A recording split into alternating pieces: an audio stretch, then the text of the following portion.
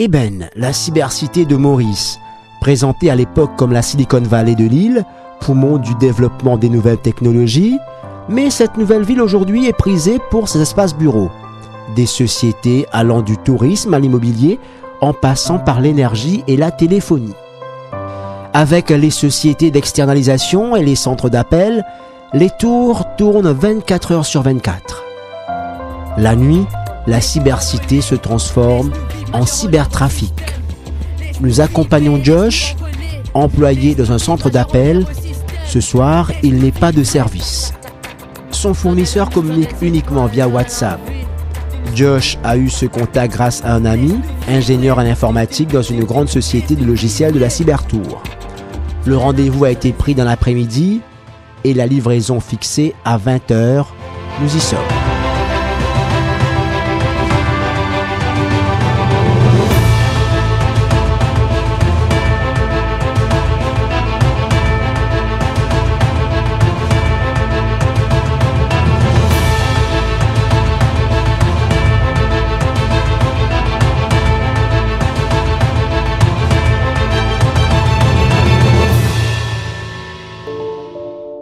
La police a procédé à des interpellations dans le passé, mais le trafic ne s'est pas arrêté. La drogue synthétique fait son chemin jusqu'au plateau des centres d'appel. Des superviseurs racontent que souvent, aux petites heures du matin, ils retrouvent leurs employés dans un état second sur leur lieu de travail. Fatigue, longues heures de travail et drogue de synthèse, le cocktail est explosif.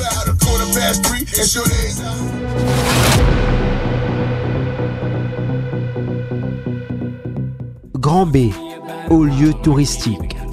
Si jadis, le centre balnéaire de Grand B était le théâtre de trafic en tout genre, drogue, prostitution, criminalité, il est un fait que depuis quelques années, cette région a été désertée par bon nombre de trafiquants.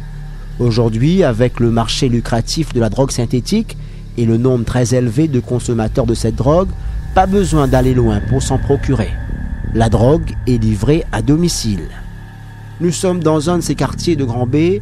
La nuit vient de tomber, le décor est planté. Une valse incessante de voitures devant le domicile d'un des vendeurs du coin. Ici, on le prénomme Tizoké.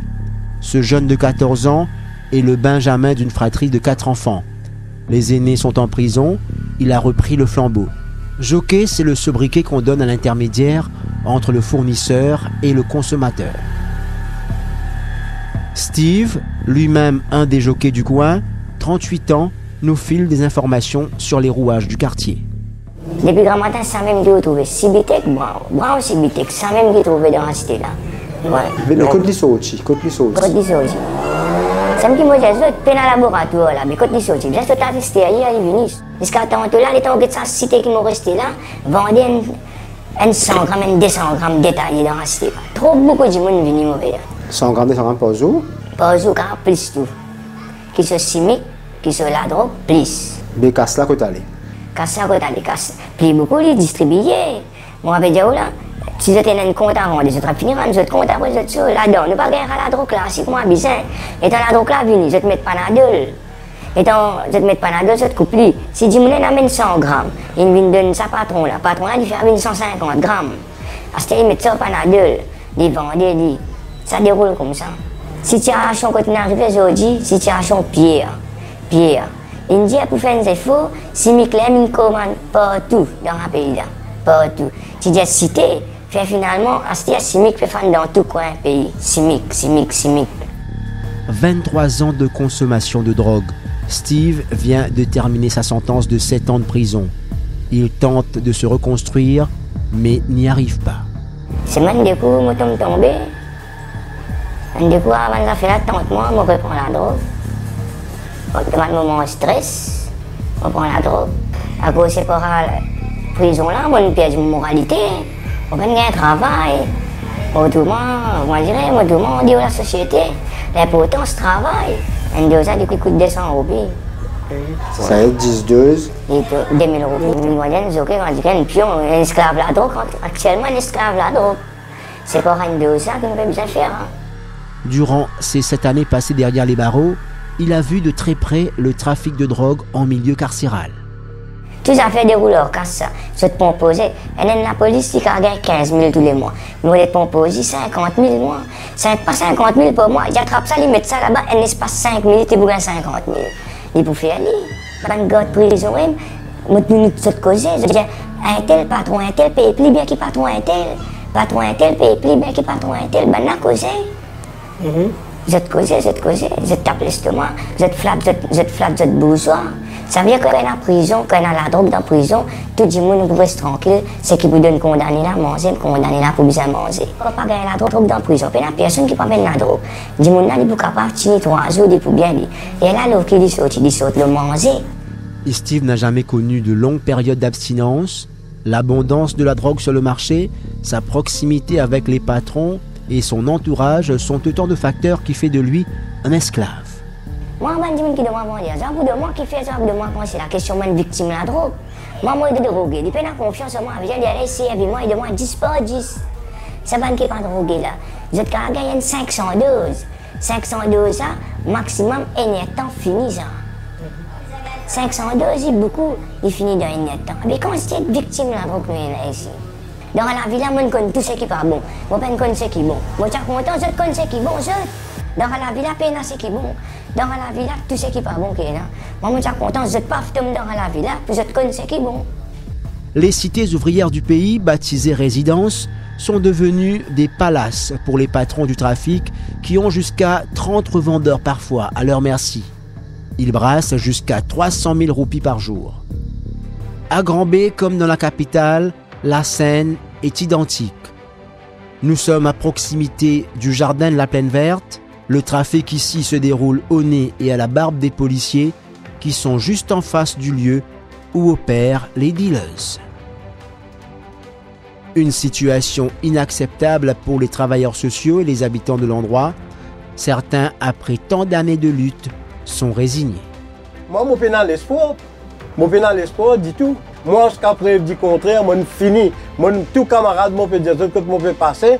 Je peux dire, moi, je suis découragé maintenant. Mais qui fait, je besoin de risque au péril de la vie? Je besoin de dénoncer le trafic en la drogue. Quand après la drogue là, je prends un magicien pour faire la pas édité, pour faire, aujourd'hui, nous entendons dans la radio ce matin, quand la drogue, il vient glycose. Donc, dans une kisna, quand 16 kilos la drogue disparaît, mais ben là, il faut. Moi, bien reconnaître qui m'a fait la drogue, il faut à travers sur leurs sales. Derrière ces verres fumés, le militant anti-drogue ne mâche pas ses mots. Pour lui, il faut à tout prix que ceux chargés de combattre le fléau assument entièrement leurs responsabilités. Il n'y a aucun détecteur, c'est un dimoun qui amène dans son parti privé pour capable connaître la drogue. Maintenant, vous pouvez trouver une stratégie sans y. Moi, je veux dire, mes parents n'ont pas quoi qui prennent un Rambo, prennent un Zorro pour venir tirer la drogue dans nos pays Maurice. Quand vous avez 16 kilos, la drogue disparaît dans le coffre à dessous. Le lieu le plus sécurisé dans le passé, finalement, 7 kilos d'héroïne avec 800 000 roupies saisi contre mafia, la drogue disparaît. Aujourd'hui, là, nous connaissons, et dans 16 kilos, la drogue disparaît. Je veux dire, mes parents, vous êtes bien vigilants dans Pointe-au-Piment. Et dans l'espace moins que 3 mois, on a 7 jeunesses suicidées après consommation de la drogue synthétique. Quand plus vieux parmi les 7 là, il y a 17 ans, pose la question, ben plus jeune là que la jeune.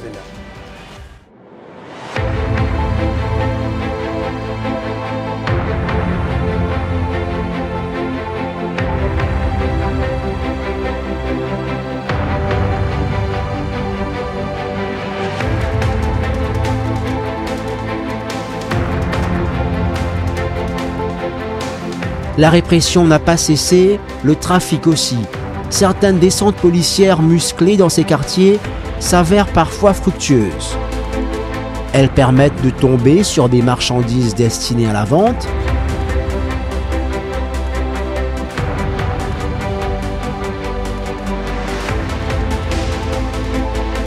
mais il y a aussi ces journées où les policiers rentrent bredouilles de ces opérations. Ceux qui connaissent bien le milieu avouent que les patrons ont tissé leur réseau au sein même de la force policière et souvent il y a des fuites lors de grosses opérations qui sont montées. Le patron est tenu informé par téléphone de l'heure des sorties et celui-ci peut prendre toutes les précautions pour faire disparaître leur cargaison. Une fois l'opération complétée, la vente des pochettes de drogue reprend de plus belle.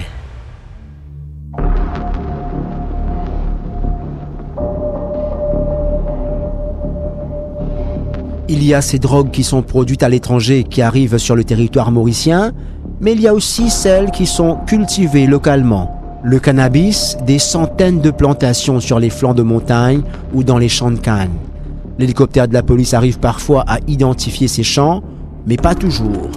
Les cultivateurs utilisent aujourd'hui des astuces pour déjouer les forces de l'ordre lors de leur balai aérien. Là-dessous, l'unité chargée de combattre ce fléau n'a pas souhaité intervenir dans le cadre de ce reportage. Il y a aussi l'autre unité chargée des opérations au port et à l'aéroport pour combattre le trafic, la Mauritius Revenue Authority. Là-dessous et la MRA, deux unités qui traquent les narcotrafiquants, mais sont à couteau tiré. Chacune d'elles revendique la paternité des grosses opérations. Entre-temps, la drogue continue à entrer au territoire. Certains trafiquants arrivent à passer entre les mailles du filet en trompant la vigilance des autorités.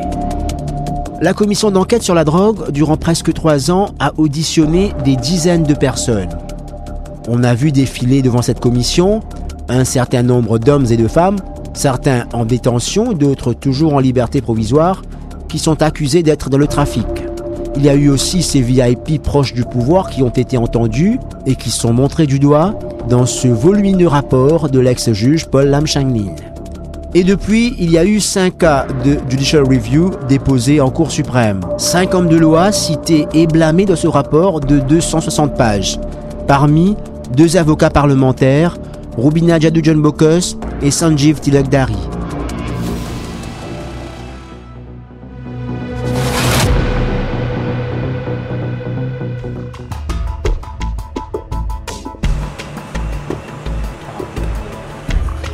Une autre porte d'entrée de la drogue à Maurice se trouve être la poste.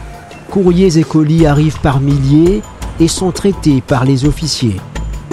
Parmi ces nombreuses enveloppes qui arrivent à l'aéroport se trouvent parfois des colis de drogue. De la drogue synthétique made in China ou alors ces produits camouflés dans les suppléments nutritifs en provenance d'Afrique du Sud. Snipped, le border collie est eusagé, son dresseur imperturbable. Ce chien renifleur de la MRA est un as dans la détection des colis de drogue. Cela fait 2 ans depuis qu'il est de service et il a un carnet de notes impressionnant. À la Plaisance Air Transport Services Limited de Plaine-Magnan, les journées sont longues. Chaque vol, chaque colis est attentivement étudié. Au moindre soupçon, un contrôle sera effectué. Les douaniers, avec leur expérience, disent avoir du flair pour traquer les colis suspects. De la drogue dans les poissons séchés, dans les appareils électroménagers ou encore dans les lettres, les trafiquants rivalisent d'ingéniosité.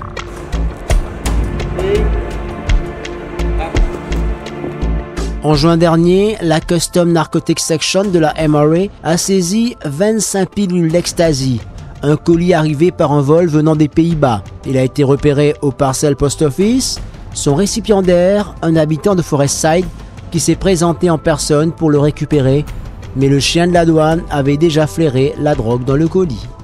Autre opération, il y a quelques mois cette fois, 50 grammes de comprimés d'ecstasy saisis par les officiers de police. Le suspect a incriminé 2 autres personnes, dont l'un est le fils d'un homme politique. La poste est très pourvue de bonnes caméras de surveillance, tant à l'intérieur qu'à l'extérieur de la poste, quand ça traité dans le Central Mail Office là-bas. Dans le Office of Exchange, c'est là que le premier contact avec transfrontalier se fait.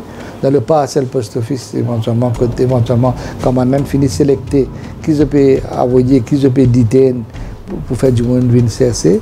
Alors, il y a des warehousing facilities éventuellement, ça dépend de la région du monde, dans plusieurs pays du monde. Puis, il y a une recommandation côté d'un douanier, maintenant dans Rodrigue, qui assiste dans la poste pareil comme à Maurice. Là-dessus aussi, une postière d'officier plein temps dans la poste à Port-Mathurin, quand ça distribue justement tout ban parcelle. L'état commence justement une action sur le terrain. Là-dessus, c'est une information qui finalement prouve prouvé. Et automatiquement, certains brebis galeuses, ils ont fini à aller. Ils ont fini interdicteur. Il y a même une passe la cour. Dans les affaires de stupes, ces drogues posent de gros problèmes aux enquêteurs. D'abord parce qu'elles sont dangereuses, ensuite parce qu'elles circulent dans un milieu discret et très difficile à pénétrer. Les consommateurs protègent souvent leurs dealers. Pour les forces de l'ordre, obtenir des renseignements s'avère très compliqué. Outre l'ecstasy, il y a le LSD, le diéthylamide de l'acide lysergique et la MDA, une drogue de synthèse de plus en plus consommée.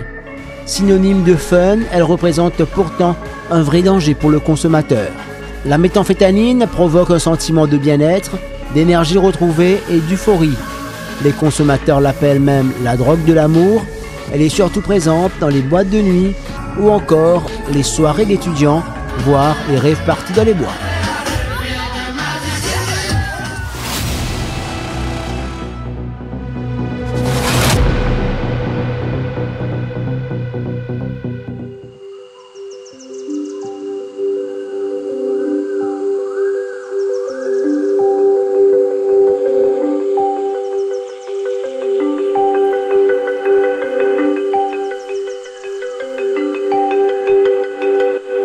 Le fléau de la drogue a connu ces dernières années un certain rajeunissement.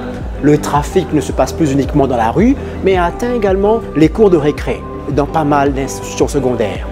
Peu de collèges osent en parler, mais le collège du Saint-Esprit qui nous accueille a voulu en parler publiquement, mais surtout a voulu briser le silence. 8h15, assemblée du collège. Ce matin, le recteur Lindsay Thomas veut mettre les choses en perspective. Cela fait 2 jours depuis que le collège a décidé de briser le silence sur le problème de drogue au sein de l'établissement. Nous vous exhortons de rester le plus loin possible de la drogue. Nous voulons des élèves clean. C'est dans la mesure où vous serez clean que vous deviendrez demain des hommes capables de se prendre en charge, capables de prendre en charge des familles, capables de prendre en charge des entreprises. J'ai failli être témoin. Je préfère ne pas dire le mot, ou alors devrais-je le dire. J'ai failli être témoin de la mort d'un des nôtres par overdose. Trop, c'est trop. Sur une population de 1350 étudiants, 10% avouent avoir déjà goûté à la drogue. La direction du collège craint une explosion de la drogue synthétique si rien n'est fait. Un comité a été mis sur pied pour reprendre le problème à bras-le-corps.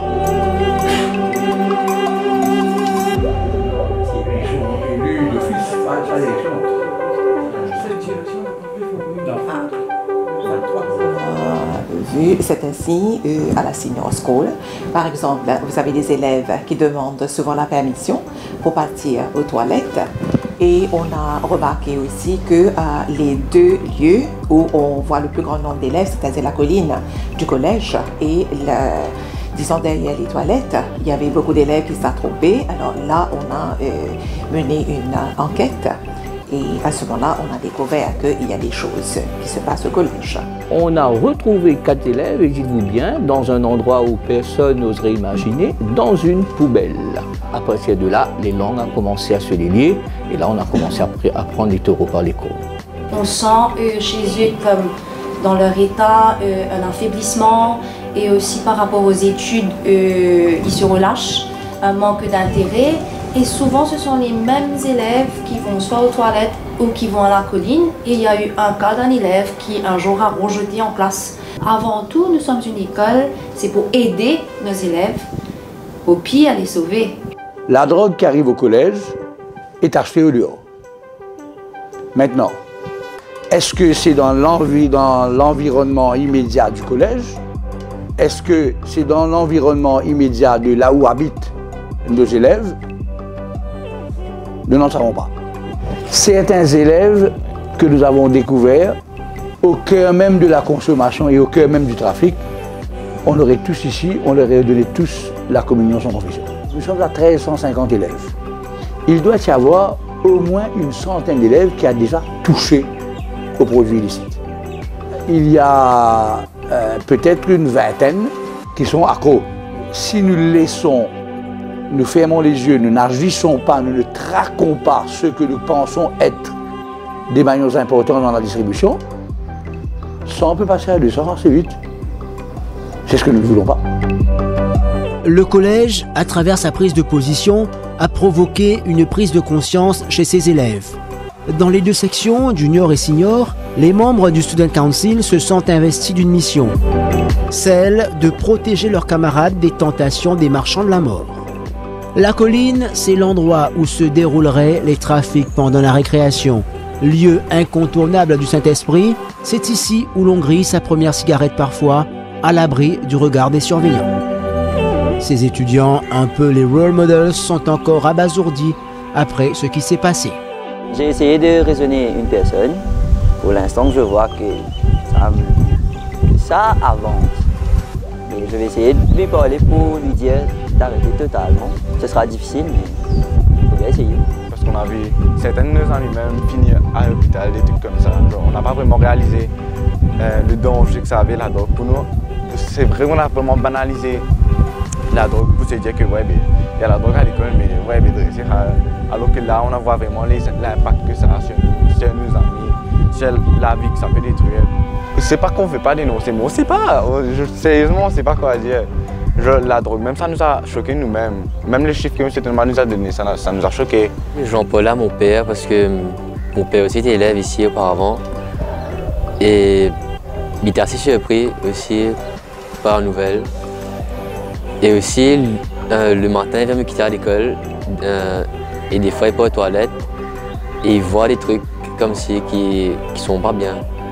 Et lui aussi, il me dit ce qu'il voit. Des fois, on peut voir des gens assez bizarres, mais on ne peut pas vraiment les juger parce qu'on ne sait pas vraiment ce qui se passe. J'ai déjà eu un ami qui est venu me parler pour me dire qu'il avait son groupe d'amis qui était dedans, mais lui il ne voulait pas faire partie, mais il voulait rester ami avec eux. Mais c'est juste pour éviter ce genre de cas. Ça m'a perturbé en entendant qu'on a eu plusieurs élèves à l'hôpital à cause de ces drogues. Personnellement, je pense que c'est une très bonne chose d'avoir rompu le silence parce que la drogue, ça affecte beaucoup de jeunes.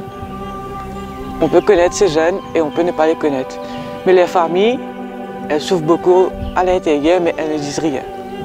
Alors, moi, je trouve que c'est une très bonne chose.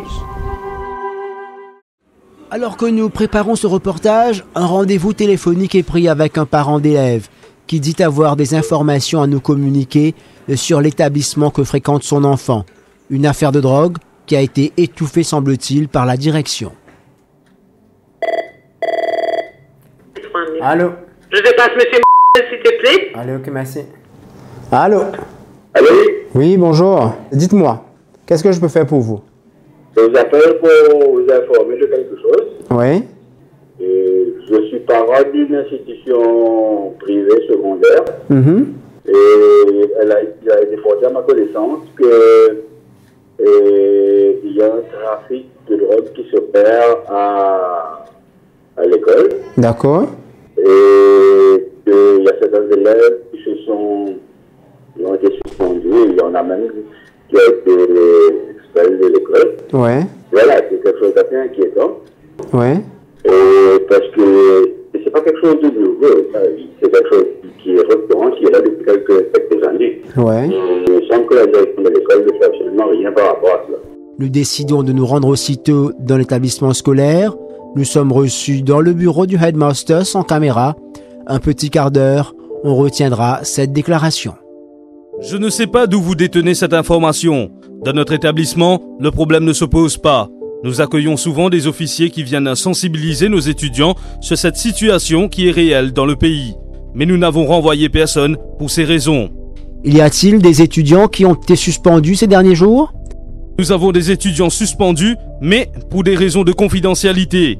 Nous ne pouvons en dévoiler les raisons. Nous n'aurons aucune autre explication de ce chef d'établissement, mais l'histoire de ce fils d'un homme politique, dealer au collège, avait fait le tour des salles de rédaction, mais la police n'avait enregistré aucune déposition relative à cette affaire. Ce déni des chefs d'établissement scolaire par rapport aux problèmes de drogue en milieu scolaire ne rend pas service au combat. première réaction, premier obstacle que nous, travailleurs sociaux, nous gagnons, c'est le déni. Mot sollicité par d'autres institutions d'élite de l'éducation, etc. Nous, ce qu'il nous dit, pendant le travail de la commission, c'est que s'il y a un problème, il y a un problème. Ou pas capable de jouer à l'autruche ou faire lisier. Là, il est un peu complexe. C'est qu'il nous a besoin d'une autorité, de nous recommander, bien trouver un certain protocole. Un des enfants comme ça, ou faire un case, right? Là, tu te rappelles, il y a un acte illégal, bien reconnaître, il y a un acte illégal. Right? Alors, faire un case, c'est bien à faire prison, bien au YC. Après, cela va venir finir hypothéqué, il n'y a pas un certificat de moralité. Donc, tout ça là nous fait ressortir. Gagne sa petit là, gagne ses parents. Appelle-lui, et un comité, assesse-lui, pose-lui une question, propose-lui un traitement. La commission d'enquête sur la drogue a identifié le problème du rajeunissement de la toxicomanie. Il y a urgence pour intensifier le combat. Pendant les travaux de la commission, une gamin de réaction, par exemple, qui dit non, c'est un problème là, pas dans l'école, ça, les enfants là, puis que ça habite là, en déo, dit là, en déo l'école. Moi, ça me dit avec le représentant de l'éducation, même si ce problème-là, ils ont là-dessus une gagnante possession en dehors de l'école, en dehors de l'enceinte de l'école. N'empêche qu'il y reste toujours aux élèves. Vis-à-vis nous, trafiquants, pas pour baisser les bras. Vous n'êtes pas fatigués, vous n'êtes pas fatigués. Alors, nous plie pas un droit fatigué. Nous avons un comité pour ce bonne recommandation. Nous espérons le plus vite. Chaque jour qui passe, il faut causer un retard et nous avons fait mot. Chaque Mauricien, chaque institution, right? Nous pouvons mettre la tête ensemble pour faire quelque chose pour protéger les bonnes enfants.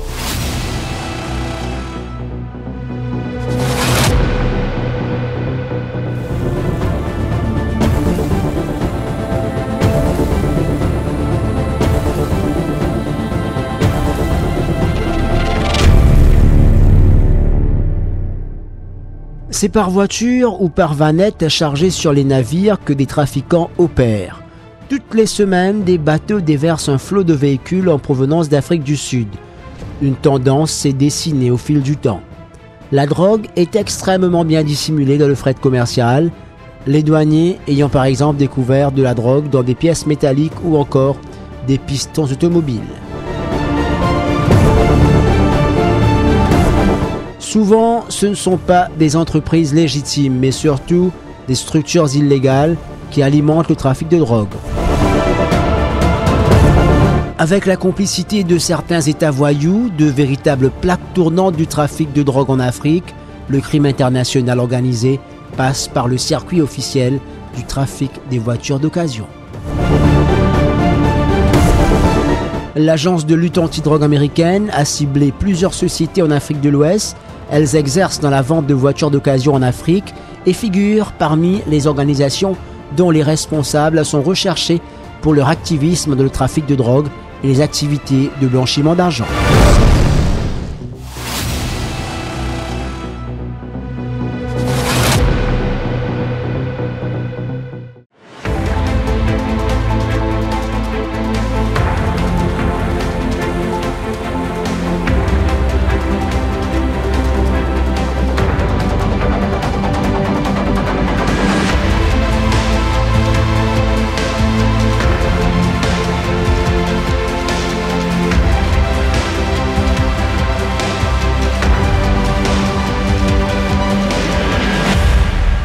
La mer est largement utilisée par les trafiquants pour acheminer la drogue depuis les pays producteurs jusqu'au bassin de consommation.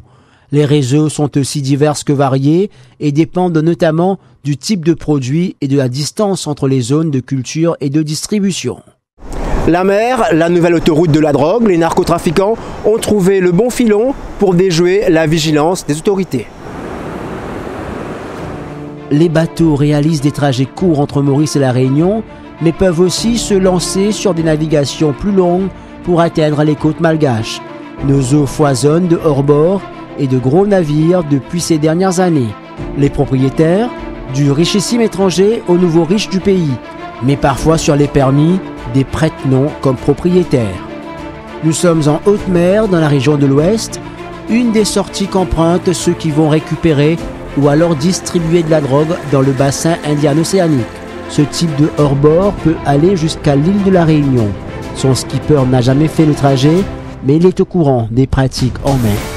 Pour faire ça, le travail, c'est plutôt un gros bateau qui est quand même assez bien équipé et vous pensez démotir parce qu'il y a quand même un petit trajet assez dangereux, il n'est pas aussi facile que ça parce qu'il a mer des hauts. Et mon conseil, c'est un gros bateau qui fait un petit bateau. Nous pénétrons beaucoup les temps parce que déjà en termes de kilomètres, il n'est pas énorme, environ moins qu'il des 100 km. Donc on pense peut-être un trajet comme ça, nous capable de faire avec un bateau comme il se doit dans les 3e temps, à peu près 3e temps, 4e temps.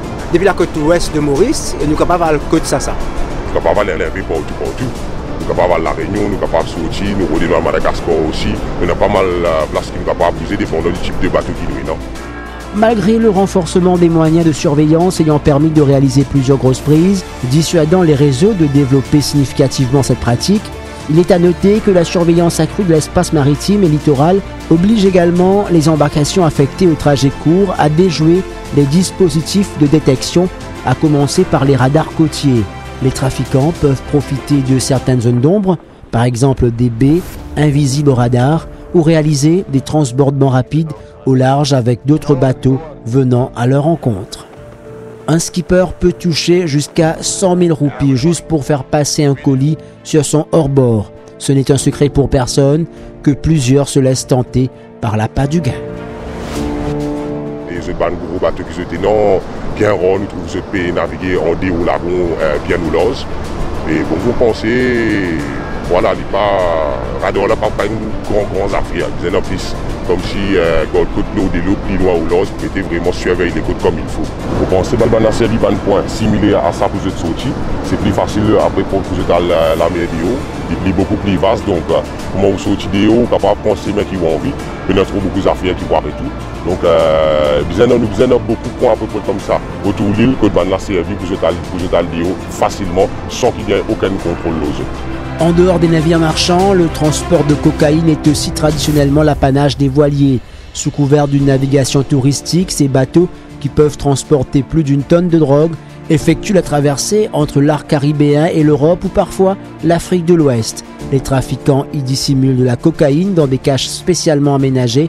Sans cesse, les services de lutte contre les narcotrafics doivent donc s'adapter à l'inventivité des organisations criminelles.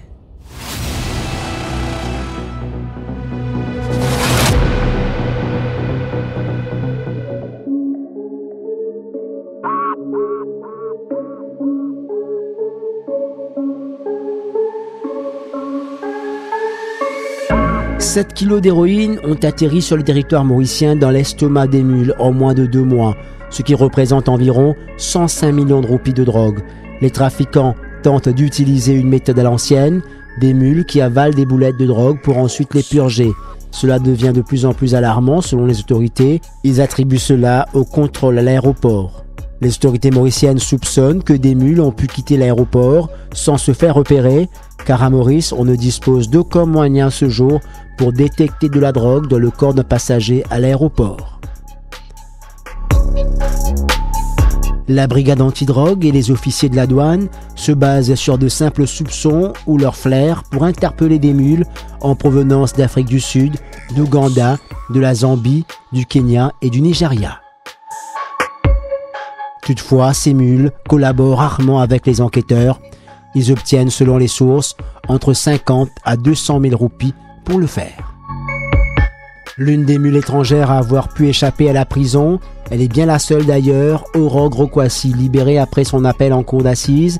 Elle racontait comment son ex-petite amie l'avait manipulée et chargé ses bagages de drogue. Elle rêvait d'un voyage au soleil. Elle a passé plus de 4 ans derrière les barreaux sans voir la mer. J'ai toujours su que j'allais sortir, ça c'est sûr, mais quand, ça je savais pas parce que enfin voilà, normalement quand on arrive avec de la drogue là-bas, tout de suite on est jugé comme trafiquant et tout de suite on est coupable quoi, et c'est très... Enfin ça s'est jamais vu quelque chose comme ça quoi.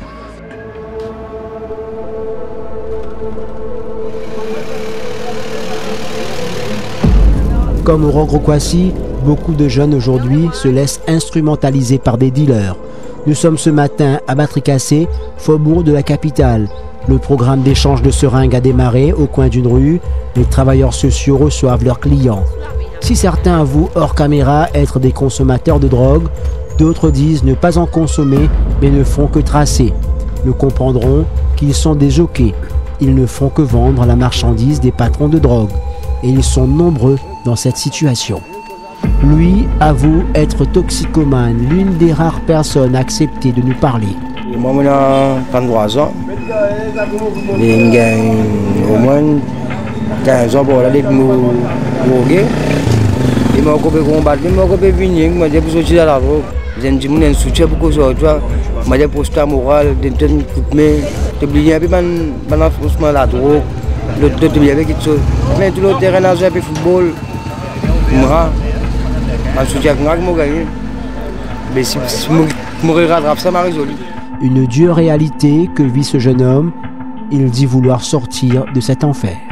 Je n'ai pas envie d'inciter la drogue. On comprend, on prend la drogue, on fait un casse. Acheter, là où trouver. C'est ce qui peut lever. Je ne vais pas dire que je vais un travail, je vais un métier. Non, pénal à ciel. Métier pénal. Ouais, mais tu ne sais pas qu'on n'y a qui me connaît. Parce que quand je fais ma erreur, je fais moi. Enfin, désespéré. Beaucoup de problèmes. Vraiment beaucoup de problèmes. Mais l'espoir, on vous obtient. Parce que je ne dis pas 10 mètres, mais on vous obtient. Le rajeunissement du fléau inquiète tout comme la féminisation de la drogue. Cette jeune mère de 2 enfants, 27 ans seulement, traîne comme un boulet 4 années de drogue derrière elle. Elle a tout connu. Elle vient d'arrêter la méthadone, souhaite devenir clean, sauf que ce n'est pas aussi facile pour elle. Quand on commence à arrêter, c'est difficile. Mais après, correct, mais comment tu passes au chemin, tu as un camarade, j'étais un bon là-bas. Esprit viré. Ouais. Tant, mon parent, ça m'a pas de centre de luxe pour monter au comprimé là. Parce qu'il m'a donné un petit du monde ça. Maman, si vous avez un demi-roupi pour droguer par jour. Ouais, plus tu gagnes 2 000 roupies. Mais si tu as 10 000 roupies, tu donnes 10 000 roupies là. Vous avez un écho, soit, enfin, elle m'a déjà coupé du monde pour droguer. Mais je ne vais pas virer de prison. Mais elle a changé, monsieur le plus vieux au monde, il a fait mal. Surtout quand tu es dans un enfant, c'est difficile. Parce que si tu es dans un sac à sable, tu drogues tes enfants, tu as besoin de faire un choix là, soit tes enfants, soit toi. Chaque jour est un défi, dit-elle, surtout quand elle doit choisir entre ses enfants et sa drogue. Mais parfois, tu préfères donner tes enfants plus de qui et toi, tu prends plus beaucoup de temps à droguer. Tandis que tu es dans l'île, tu as donné quantité qui peut demander toi, mais tu veux besoin à droguer parce que tu vas pas taper d'accord, toi aussi, parce qu'il faut que tu aies une peine, tu ne vas pas continuer. Vous avez mon drogue du monde, mes enfants, vous parlez. Les autres ici et je connais. Et d'ailleurs, comme maladie, je t'agresse tout. Ouais. Si je t'ai dans la case, je t'assesse, je casse pour mamie, aller à la salle des affaires. Je s'agresse, mais on va faire le petit casse. Et là, tout le monde parle tout, c'est bizarre. Ouais. Parce que 500 puis un demi-corps, pas facile pour tous les autres, tous 500 puis. 300 mètres plus loin, nous sommes à Carocalyptis, un quartier réputé chaud. Pas évident d'y pénétrer si vous ne montrez pas patte blanche. Notre équipe parvient à emprunter les ruelles de cette cité. Nous sommes au cœur même de ce qui est décrit comme un repère de drogués depuis des années. Au coin d'une rue, des jeunes assis sur un rocher guettent les moindres mouvements. À la vue des caméras, ils se montrent très réticents. Mais ce jeune homme, lui, veut absolument alerter l'opinion sur son quartier. Aujourd'hui, beaucoup de gens peuvent tomber, Maurice là peut y aller, peut plus baiser. La police au travail, ça, ils viennent fatiguer nous. Ça, au travail, nous ne sommes pas capables d'empêcher ça. Mais seulement, donne-nous, les gens ici, donne-nous ce qui est besoin, ce qui est demandé. Parce que parfois, nous faisons des demandes, nous ne pouvons pas gagner. Quand les petits sacs sales, même la terre pas ici, saleté pas ici, pas ramasser. Ici, il y a un trafic là, donc, je pense là. Il y a un sport, il y a un bon footballeur, il y a un bon chantier, il y a un bon basketteur, il y a un peu de tout. Les langues se délient peu à peu. Un habitant nous invite chez lui, loin des regards, pour donner son avis. Nouvelle-Dose, puisque Nouvelle-Dose, je pense. Il finit infiltré partout. Il y en a beaucoup de monde qui comme ça. Je pas drogué, mais la drogue là, il passe dans cette main, ou l'argent là, il passe dans cette main. Pour un jeune qui une éducation poussée, mais pour y aller un travail, qui gagne 9 000 roupies, 10 000 roupies, il préfère rentrer dans un monde là, que il connaît pour gagner une grosse motocyclette, il peut asseoir le dos, il peut avoir un grand lacage, qui va faire ici, je peux travailler de 9h à 5h pour 10 000 roupies. Partout, par ici, nous sommes bonnes comme ça. La police, il bien prendre ses responsabilités, combattre vraiment la drogue, pas faire semblant de combattre la drogue. Qui tous les jours, les passer du monde qui est crapaud, les passer des passages y aller, implanter le terrain là, pour vraiment empêcher la drogue la vendre. C'est la seule façon pour combattre la drogue là. Comme si sur présence sur le terrain passait des passages. Il existe une véritable peur à travers le pays. La drogue s'est infiltrée partout. Les villages comme les villes, la côte ouest et est sont devenus des cités de la drogue. Le petit village de Plaine des Papayes est touché. Les travailleurs sociaux n'en peuvent plus. Mais je ne sais pas quand il peut. Mais là, on peut trouver un petit peu de fin diminuer. Pas trop beaucoup seulement. Un petit guine. Plus beaucoup de jeunesse. D'après moi, ça, en bas trop temps, 30 ans. Situation, comment dire, jeunesse là, pas bon. La drogue là, si vous voulez, et notre monde, ça qui, comment dire, sans vendre là, pas gagner comprendre. Ça dit, trapper, je t'amène. Après, je finis l'anglais. Comment je peux l'anglais, pas gagner comprendre. Cette femme refuse de nous rencontrer, mais au téléphone, elle ne cache pas son inquiétude.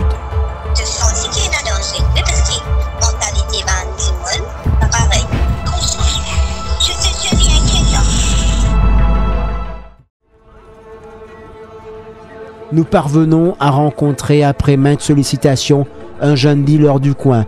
Il a 38 ans, mais on lui donnerait facilement 50. Nous l'appellerons Kevin. Il a perdu toutes ses dents de devant. Vous allez dire, moi, je tombe dans la roue à cause. Madame, vous allez dire, à cause moi, je tombe dans la roue. C'est pas, vous allez dire, c'est pas une femme. Là, je connais, c'est déjà dans la roue. C'est déjà un toxicomane, c'est un toxicomane. Mais je connais, on va tout dans la drogue, là, moi, aller dans là, je suis coupé. Et là, moi, ça, mais je connais, les appels drogués. Là, je commence à droguer, je montre moi comment droguer. Là, depuis ça, jusqu'à aujourd'hui, je connais ce qui est dans la drogue. C'est pour ça que je ne suis pas capable de dire, je ne suis pas capable de donner la drogue. Son chiffre d'affaires quotidien s'élève entre 15 000 à 20 000 roupies. Lui n'en récoltera rien. Il recevra une dose seulement pour sa consommation. Pour me droguer, je besoin de dire comment je veux dire, je besoin de pour du monde là. La journée, je veux dire, je besoin de fumer tous les jours. Qu'il ait le même mouvement que moi me lever quand matin avec l'université.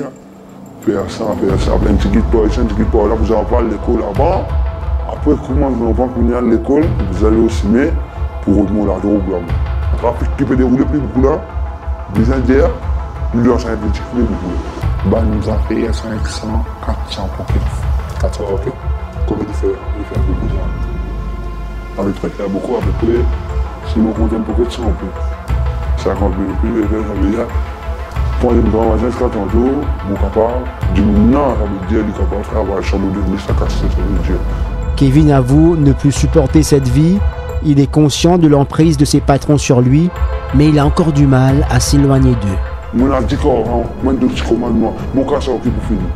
Oh, moi c'est mon conseil, je dois partir ça pour lui dire qu'il peut gagner, il a mon diable pour moi, pour lui dire qu'il peut gagner. Moi, on peut ramasser des sieurs.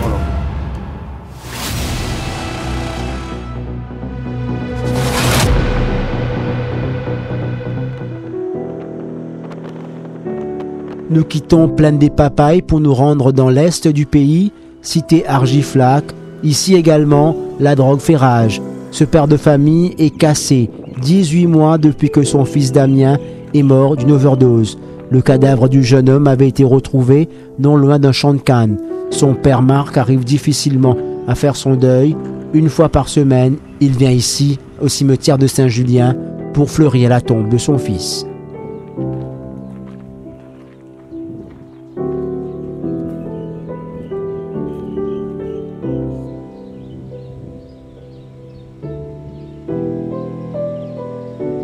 Tiens, le samedi, ça, le 1er avril, Il rencontre un qui te sort pour un transport.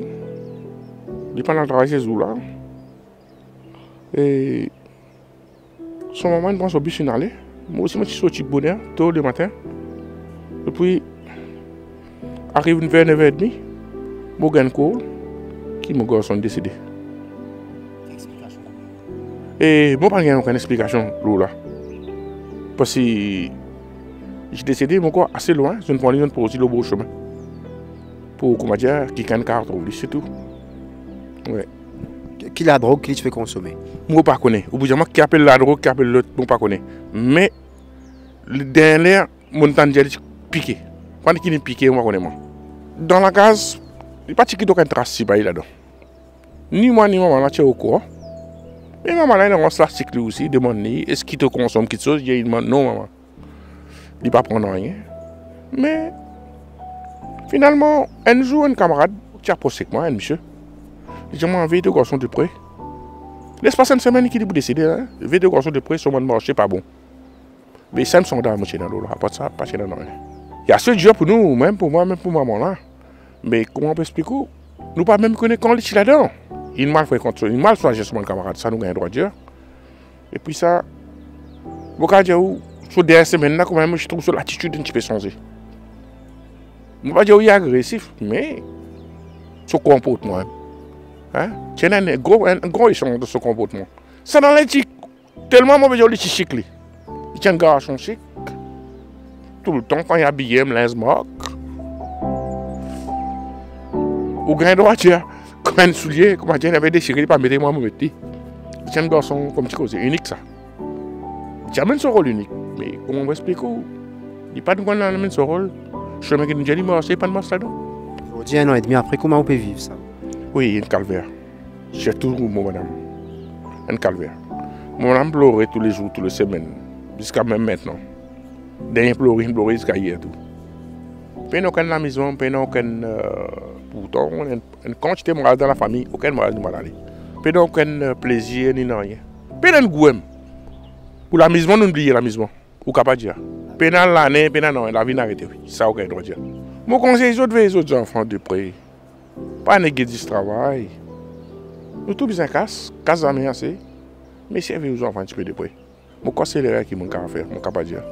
Un message qui m'a passé avec les autres parents qui, avant qu'ils soient cherchent, viennent pareil comme moi. Et on va souhaiter aussi arriver à ça. Je suis touché par ça, moi. Si vous avez des enfants, ils rentrent là-dedans, je suis touché par ça.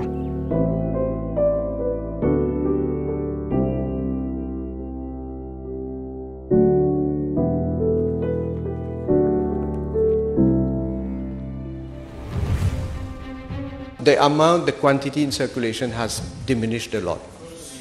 But the... Oh, please. Écoutez! Please. Écoutez! Ne pas écouter! But I must say, with regard to synthetic drugs, we have noted that there has been an increase in the amount that is coming to the country. Si pendant un moment, au niveau des autorités, on était silencieux sur la prévalence de la drogue synthétique parmi les jeunes, il y a 2 semaines, le ministre de la Santé, Anna Rosnou, devait révéler qu'un millier de jeunes ont reçu des traitements dans les hôpitaux après avoir consommé cette drogue. L'année dernière, j'ai environ 1000 enfants qui admettent. 1000! Mais si nous ne passons pas de ces enfants-là, imaginez si c'est 1000 la vie qui est capable de détruire ces 1000 la vie. L'hôpital psychiatrique de Branssequoir à Beaubassin est l'institution vers qui souvent les parents se tournent pour faire soigner leurs enfants. Il y a quelques jours, 3 jeunes patients y avaient été admis. Le personnel hospitalier raconte que leurs patients sont de plus en plus jeunes et arrivent dans un état déplorable. Fadil, 17 ans, vient de terminer une cure. À travers camarades, ça. Et camarades, pas bueno, ya pas bueno, ya no, et ça, on essayé, on d'écoute mon camarade là, 3e jour, on commence à voir tout seul.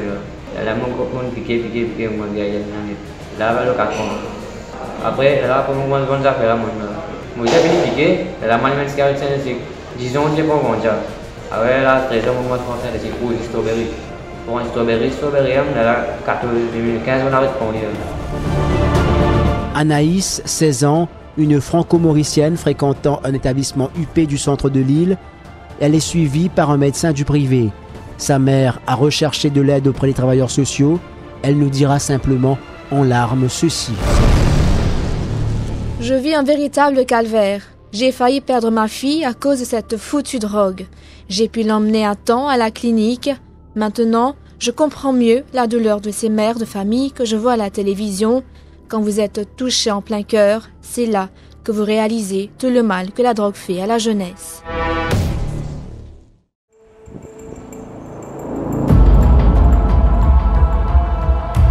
L'autorité pénitentiaire a été montrée du doigt dans le rapport Lam Changlin pour ses manquements, mais elle tente aujourd'hui d'appliquer les recommandations. La tâche est colossale. 600 personnes passent cette porte ici à la prison de Beaubassin mensuellement. 105 personnes arrêtées pour des délits liés à la drogue par semaine. La prison, lieu de détention, mais également de réhabilitation et de réinsertion pour les toxicomanes.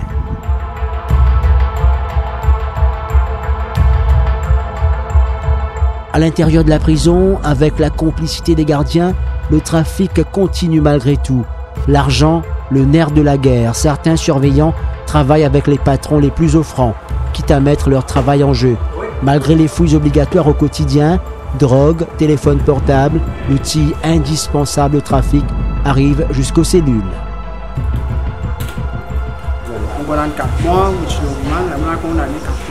Comment tu trouves ça?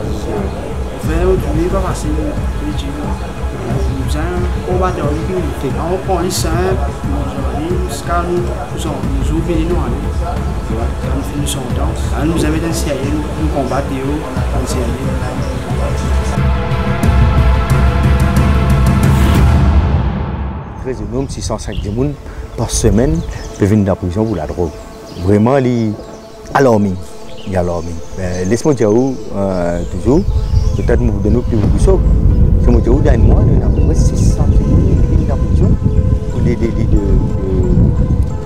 vol, de drogue.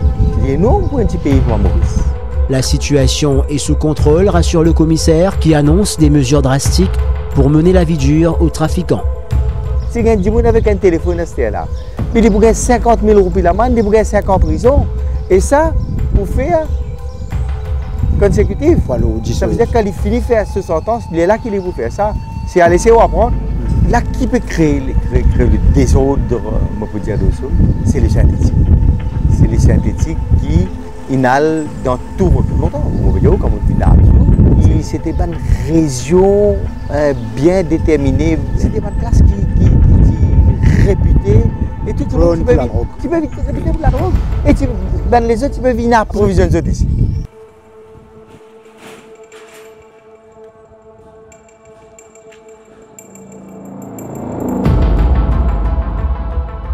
Il n'y a aucun privilégié qui vient de la prison ici. Ou avec Iris qui grandait, il était comme un cassier, non? Ça va gêner ça. Il fait pareil pour tout. Pas loin qui peut vous mal vivre, il dit, monsieur, vous-même, il ne fait pas un casse. Vous n'avez pas de prison.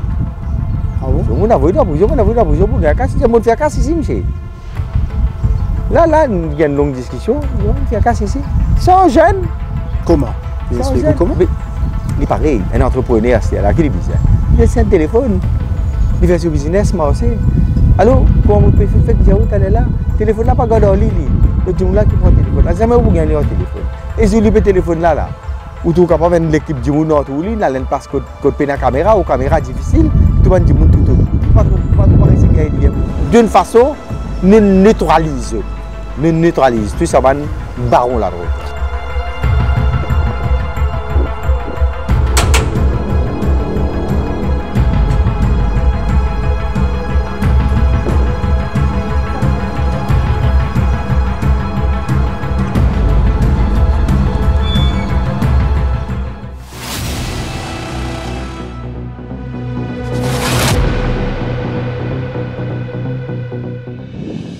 Le blanchiment d'argent prend des proportions inquiétantes depuis ces dernières années. Les rapports onusiens ont donné l'alerte par rapport à la région océan Indien. À Maurice, ces dernières années, les trafiquants avaient trouvé l'astuce d'investir dans les hors-bords et les voitures de luxe pour cacher leurs richesses et aider au trafic. L'arsenal légal à Maurice permet aujourd'hui de traquer l'argent sale. Après le constat de la commission d'enquête sur la drogue, c'est désormais une task force qui a repris les enquêtes.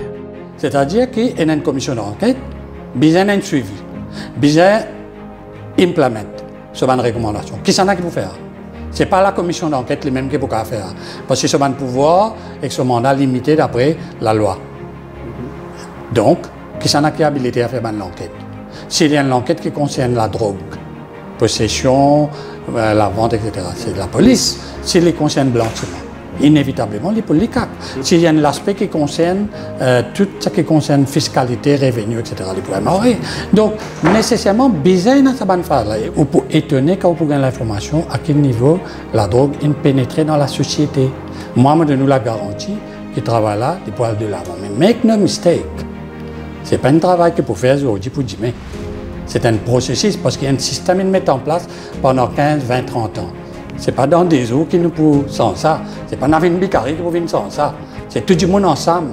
La presse, la justice, le barreau, les avocats, toute la population, la société civile, tout le monde. Une économie parallèle, certains évoquent même que cela pourrait se rapprocher du budget national dans pas longtemps. Les autorités en sont conscientes.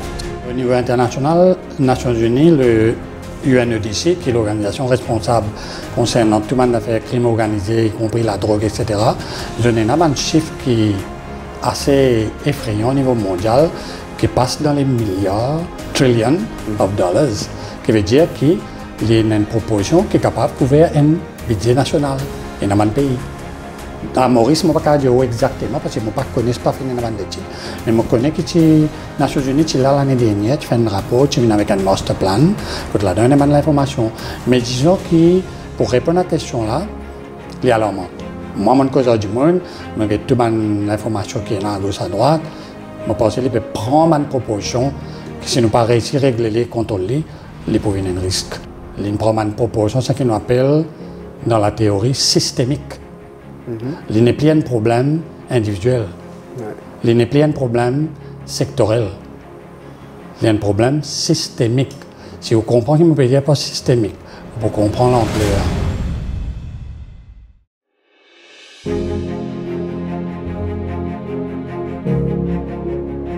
La répression n'est pas la seule arme pour venir à bout de ce problème national. La réhabilitation peut en être une réponse. Jean Bruno est aujourd'hui dans la réinsertion au centre d'accueil de Terre-Rouge. Un centre d'accueil de Terre-Rouge, il y en a 30 ans, les pionniers dans le domaine de la réhabilitation. Que si vous venez là un vendredi après-midi, après les heures de travail, place pour parc l'auto au Pénat. Tellement du monde sorti de 4 coins du pays vini pour faire appel à nous. Nous envie aider même, mais nous avons une limite. Bizarre qui tout le monde m'a piqué, comme dit le dicton mauricien, pour nous en dire sa espèce de catastrophe qui peut abattre l'île Maurice. José Atchoun, ancien toxicomane, abstinent depuis 32 ans, assure la formation au centre. Nous apprenons comment on combat avec sa jeune qui n'est pas évident. Une jeune qui perd repère. Depuis dans l'école, imaginez les enfants de drogués. Donc, depuis primaire, nous avons un enfant de 12 ans. Là, moi, j'ai un petit bureau qui me vient de centre d'écoute à plaque. Motrice, et en même temps, je réagis à mal. Comment le pays, si joli pays qui nous a, il est arrivé à contenir autant de jeunes dans la communauté. On a 14 jeunes de 13 ans qui m'ont fait suivre là-bas. 13 ans dans la route, pour nous garder. Bientôt un centre pour les plus jeunes, la demande se fait sentir. Il peut accepter le jeune à partir de 14 ans de mineur, mais nous pouvons mettre à peu près jusqu'à 24 ans. Mais il y a un projet qui dans la gueule qui peut coup de casse. Donc là, nous pouvons faire une laquette début de novembre. Quand nous pouvons faire cette laquette-là, nous pouvons attendre qu'il Mauricien reprenne l'appel.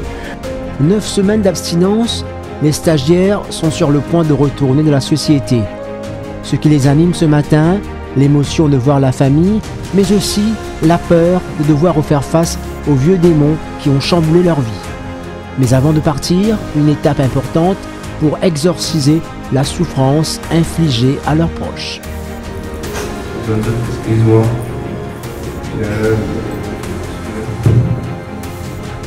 son engagement, on va pouvoir tout ça.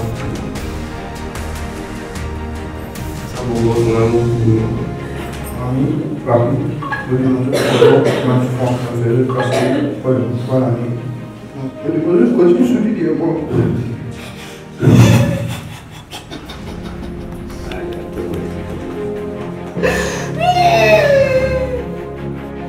Qu'une personne de sauvée est une vie de prolongée et bien sûr une victoire sur la drogue.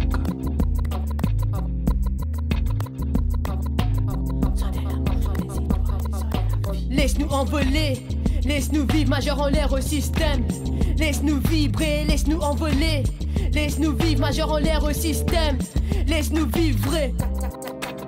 Sans de l'amour, sans des étoiles, sans de la vie. Laisse-nous vibrer, laisse-nous vivre. Sans de l'amour, sans des étoiles, sans de la vie. Laisse-nous envoler, laisse-nous vivre, majeur en l'air au système. Laisse-nous vivre. Maurice, Mauricien, zombie, musicien. Police, la drogue, zombie, politicien. Panès de planètes éloignées qui fait ça pas étonnement. Nous n'a les rats, nous n'a les rois, nous n'a les rats qui viennent les rois. Quand nous pérons de la paix, ce pérons de la guerre mondiale. Là c'était la terre, plutôt pied tombage, tout ça normal. Dans un système que matériel passe avant tout. Zombie plus puissant, trouve dans la mébane, savant fouille.